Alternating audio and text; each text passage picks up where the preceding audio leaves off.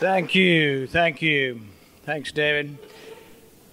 There's really exciting news out of Washington, and you may not have heard this, but coming up on July 4th, 3 people can get together inside without a mask if they've been vaccinated.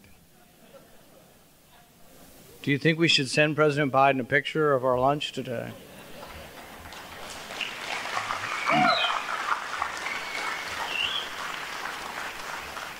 But I guess I'm not really thinking that I would have expected anything less from the president. You see, the president has sort of a different understanding of the contagion. Apparently, Dr. Fauci has told him you can catch this thing through the webcam. So you've seen when President Biden does a web interview, a Zoom call, he carefully puts his mask on. So I'm just saying, I mean, you could catch it anywhere, maybe even on your webcam. I don't know. But I don't mean to make light of this completely. I've had 2 friends who have died. I had a staff member who almost died. But the thing is we ought to tell people the honest to God's truth, shouldn't we? Shouldn't we just be honest with people? This is a very deadly disease for older folks and not so much for younger folks. It's also a pretty deadly, significant disease for those who are overweight. So instead of them telling us all this stuff and saying everybody's the same, be honest with us. I think people get it. I think the people are way smarter than their government. Have you noticed the statistics? 85% of those over 65 have gotten the vaccine. I think they get it. But when you try to tell a 19-year-old they need it as much as an 85-year-old, the 19-year-old goes, well, the death rate's about 1 in a million for me. It's less deadly than the seasonal flu. Why don't you be honest with me? Tell me what the risks are of the vaccine versus the disease for me, and let's be honest. They're very tiny for both, for young people. So the thing is if we're honest with people, we might have a better chance. The governor's come out with another edict. He says he's going to give you permission to do something, to have some of your freedom back when 2.5 million people are vaccinated. There's no science behind this. In fact, it's illegal and unconstitutional for him to saying this. The legislature already told him he no longer has the power. The legislature came back in January and in a unified, overwhelming fashion said to the governor, guess what? Emergencies have a time limit to them. And when the time expires, the legislature has to have some input. This is the most common sense thing I can imagine. It's one of the most necessary things. It is what keeps the governor from being an autocrat. And I don't say that and use that term loosely. Without checks and balances, if people in government think they can do whatever they want without consulting the legislative branch, we would have tyranny. This is just amazing that he could think this. So what did the governor do? They came back in session, limited his emergency powers, the powers they had granted to him in the 1990s. They amended their own legislation. And so what did the governor do? He sued them. The governor's suing the state legislature, and here's his argument. He found a liberal judge in Frankfurt to uphold him initially. It's going to go before the Supreme Court. But his argument is this: I am the governor of Kentucky, and I have inherent powers. These are granted to me by, I guess, the Almighty, and I can do whatever I want, no matter what the legislature says. I have inherent powers during the time of a public health crisis. Can you imagine? Who would have ever guessed that someone could tell you how many people would be in your restaurant, in your hotel, whether you could open your hair salon, whether you could open a bowling alley, whether you could open a doctor's office, whether you could travel, whether you could go to church, whether you could go to a church school. And the thing is, some advice is good. Some of the advice I even agree with. If you were asking me in March of last year, should you go to church if you're 85 years old and sit in an enclosed area for 2 hours? My personal advice would have been no. But I would have never mandated that you couldn't go to church. See, in a free society, each individual assesses their risk and makes their decisions. You take a risk every day. You're going to take a risk getting in your car. Should we have a governor on your car that says your car can't go more than 25 miles an hour? Cars kill way more people than this. The influenza every year kills more people among those under 25 than this disease does. Should we have mandates on people every year for the influenza? The question is, are we going to be a free society or not? This question is going before the court. This will be the most important case before the Kentucky Supreme Court in my lifetime. It's going to happen in June. I'm worried, frankly, and I'd be interested to see what the legislators say about this. I'm very worried. The court has shown a propensity to give the governor carte blanche power during this. But the thing is they've amended their own statute. Are we going to say that the state legislature cannot amend one of their statutes to limit the governor's powers? Imagine how this could even get worse over time. The federal courts have rebuked him. They rebuked him on schools, they rebuked him on travel, they rebuked him on church attendance. They were sending the police to church. What world do we live in where the police are recording your license plates at church? What kind of world is that? Now, there's one other thing, and I don't think they addressed it this time, but I hope they will. I think we're at a big disadvantage on the checks and balances in our state in that they cannot call themselves back into session. The problem is, from March until January, he basically was king. Even if the legislature wanted to stop him, and they did, wanted to regulate his power, wanted to limit his power, they couldn't call themselves back in session. So I, for one, think we ought to change our Constitution, let the legislature have the power. I don't want them all the time in session, frankly, but I think they have to have that power. Otherwise, we'll have long periods of time where the governor just does what he wants. And look, I'm a Republican, but if this were a Republican governor, I'd be saying the same thing. We've had Republican governors that have acted this way as well. There needs to be a division of power. Power is a corrupting influence. I think it was Lincoln who said, any man can stand adversity, but if you want to truly challenge the character of a man, give him power. How many people will not use power? How many people will relinquish that power and not abuse that power? I have good news and bad news from Washington. The good news is we are no longer going to be sending stimulus checks to dead people.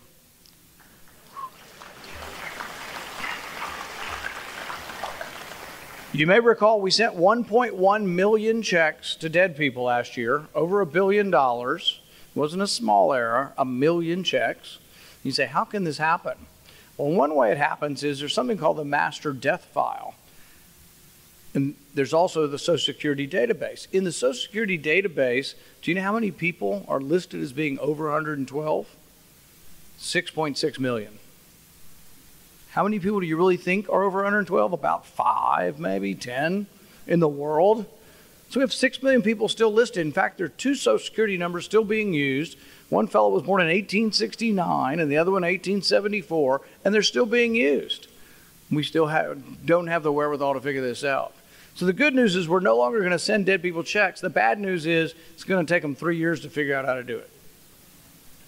This is the insanity of your government. So when people say there's no place we could cut, we've cut government to the bone and there's nothing left, don't believe them. I'll give you an example. In the recent infrastructure package, they're calling reparations infrastructure. They're calling free college, free child care infrastructure. They're calling free health care. They're talking socialized medicine is infrastructure. I thought roads and bridges and locks and dams were things that Republicans and Democrats could come together to support. I'm part of a bipartisan coalition to talk about real infrastructure. But reparations isn't infrastructure. Defunding the police is not infrastructure. Free this, free that is not infrastructure. There's $100 billion in there for something called the National Science Foundation. And you might say, well, the government can be involved in a little science and research. How bad can that be?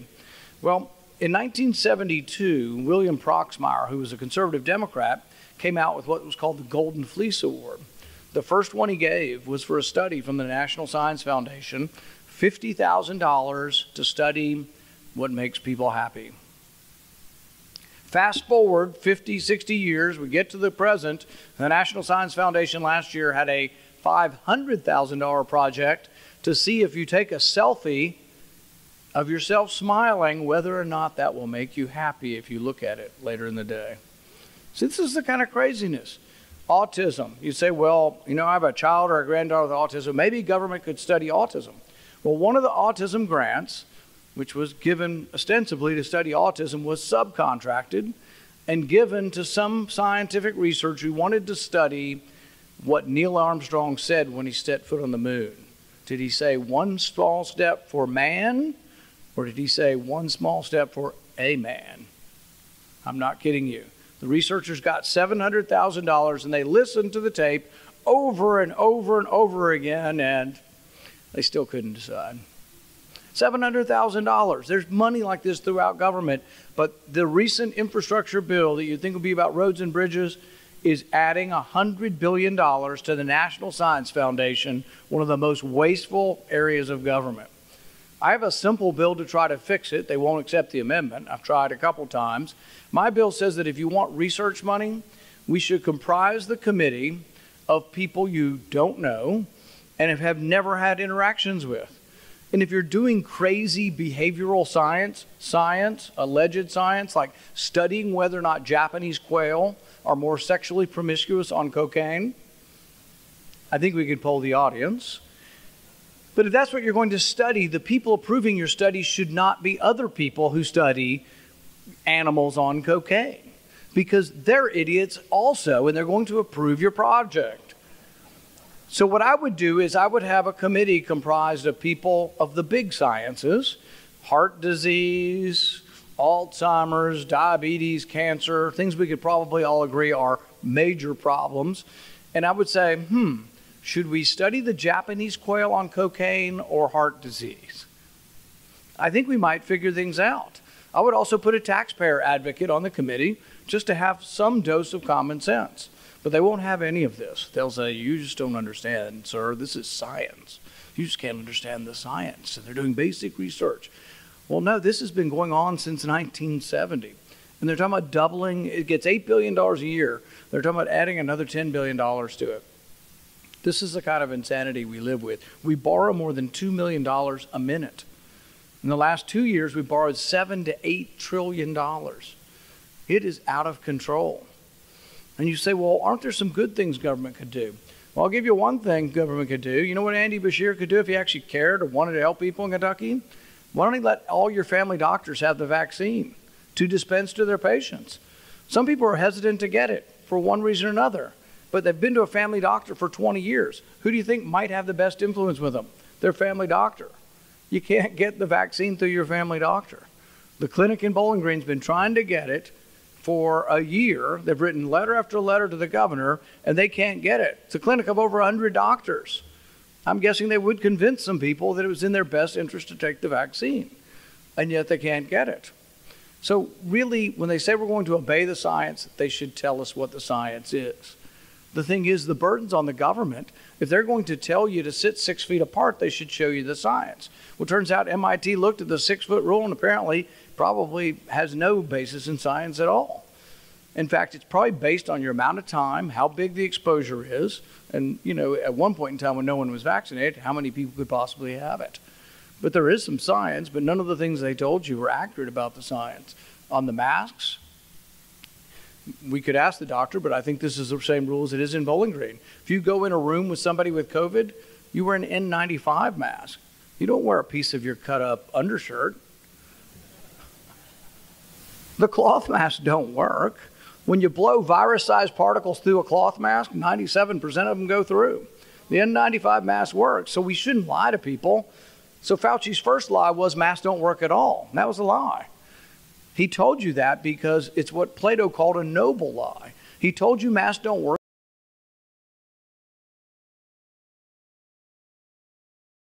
Honest and said, you know, we're going to have some limits on the N95 to the public to get them to the hospitals. But then the next lie he told you was that all masks works. Now you see he's got masks peppered everywhere. He's got 3 masks on and he's been vaccinated. So you tell people get vaccinated and still wear a mask. Why? They said, well, you might get a variant or you might spread it to people. I said, show me the evidence. It's the burden of proof of your government to tell you why they're taking your freedoms. They shouldn't just take away your freedom and you got no freedom and you got to prove to us. No, they should have to prove to us the science behind what they're telling us to do.